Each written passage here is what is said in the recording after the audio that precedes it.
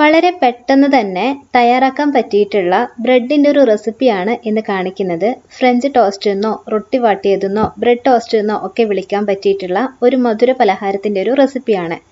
ഈ ഒരു റെസിപ്പി തയ്യാറാക്കാനായിട്ട് ഒരു പാത്രത്തിലേക്ക് 3 കോഴിമുട്ട ഉടച്ച് ചേർക്കുന്നുണ്ട്. ഇത് വെച്ചിട്ട് നമുക്ക് 12 ബ്രെഡ് ടോസ്റ്റ് ചെയ്തെടുക്കാൻ വേണ്ടിയിട്ട് സാധിക്കും.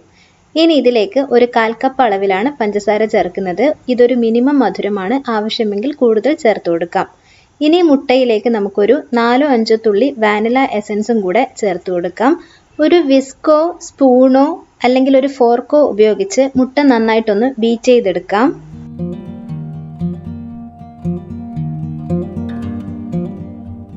ഒരു മുട്ടയ്ക്ക് 1 ടേബിൾ സ്പൂൺ പാൽ അളവിൽ 3 ടേബിൾ സ്പൂൺ പാല് ചേർത്ത് കൊടുക്കുന്നുണ്ട്.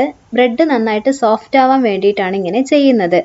ഇനി നമുക്ക് പഞ്ചസാര നന്നായിട്ട് അലിഞ്ഞു ചേരുന്നത് വരെ നന്നായിട്ടൊന്ന് മുട്ട ബീറ്റ് ചെയ്ത് കൊടുക്കാം. നേരത്തെ പറഞ്ഞതുപോലെ സ്പൂണോ വിസ്കോ ഫോർക്കോ എന്ത് വേണമെങ്കിലും ഉപയോഗിക്കാവുന്നതാണ്. പാലും കൂടെ നന്നായിട്ടൊന്ന് മിക്സ് ചെയ്തെടുക്കേണ്ടതായിട്ടുണ്ട്. ഇപ്പോൾ അത്യാവശ്യം നല്ല രീതിയിൽ പഞ്ചസാരയൊക്കെ അലിഞ്ഞു ചേർന്നിട്ടുണ്ട്. മുട്ട നന്നായിട്ട് ബീറ്റ് ചെയ്തു. ഇനി നമുക്കിത് മാറ്റി വയ്ക്കാം. പാലും കൂടെ ചേർക്കുന്നത് കൊണ്ട് തന്നെ ഒരു മുട്ടയ്ക്ക് 4 ബ്രെഡ് കണക്കിൽ നമുക്കിവിടെ ഒരു 12 ബ്രെഡ് ടോസ്റ്റ് ചെയ്തെടുക്കാൻ വേണ്ടിയിട്ട് സാധിക്കും. ഞാൻ ബ്രെഡിൻ്റെ സ്ലൈസസ് ഇവിടെ ഒരു പാത്രത്തിലോട്ടേക്ക് വെച്ച് കൊടുക്കുന്നുണ്ട്. വൈറ്റ് ബ്രെഡാണ് യൂസ് ചെയ്തിരിക്കുന്നത്. ഓരോ സ്ലൈസ് ബ്രെഡും ഇതേപോലെ മുട്ടയിൽ മുക്കി ഒരു പാനിൽ വെച്ചിട്ട് നമുക്ക് ഇളം തീയിലൊന്ന് ഫ്രൈ ചെയ്തെടുക്കാം. നോൺ സ്റ്റിക്ക് പാനാണ് യൂസ് ചെയ്യുന്നതെങ്കിൽ കൂടുതൽ എണ്ണയുടെ ഉപയോഗവും വരില്ല. നമുക്ക് പെട്ടെന്ന് തന്നെ തയ്യാറാക്കി എടുക്കാനും സാധിക്കുന്നതാണ്. പാൻ അടുപ്പത്ത് വെച്ച് ഒരു മീഡിയം ഫ്ലെയിമിൽ നന്നായിട്ടൊന്ന് ചൂടാക്കുക. പാന് ചൂടായതിന് ശേഷം ഓരോ ബ്രെഡ് സ്ലൈസും മുട്ടയിൽ മുക്കി ഇതുപോലെ നമുക്കൊന്ന് ടോസ്റ്റ് ചെയ്തെടുക്കാവുന്നതാണ്. ആവശ്യമെങ്കിൽ മാത്രം നെയ്യോ ബട്ടറോ അതല്ലെങ്കിൽ വെളിച്ചെണ്ണയോ ഇതുപോലെ നമുക്ക് ചേർത്ത് കൊടുക്കാം. കുറച്ചും കൂടി ടേസ്റ്റ് കിട്ടാൻ വേണ്ടിയിട്ട് മാത്രമാണ്.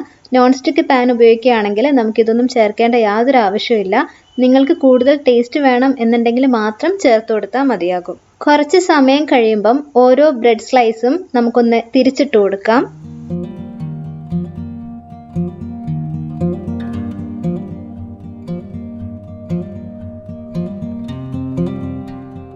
മീഡിയം ഫ്ലെയിമിൽ മറുവശവും ഒരല്പസമയം കൂടെ കുക്ക് ചെയ്തെടുക്കാം.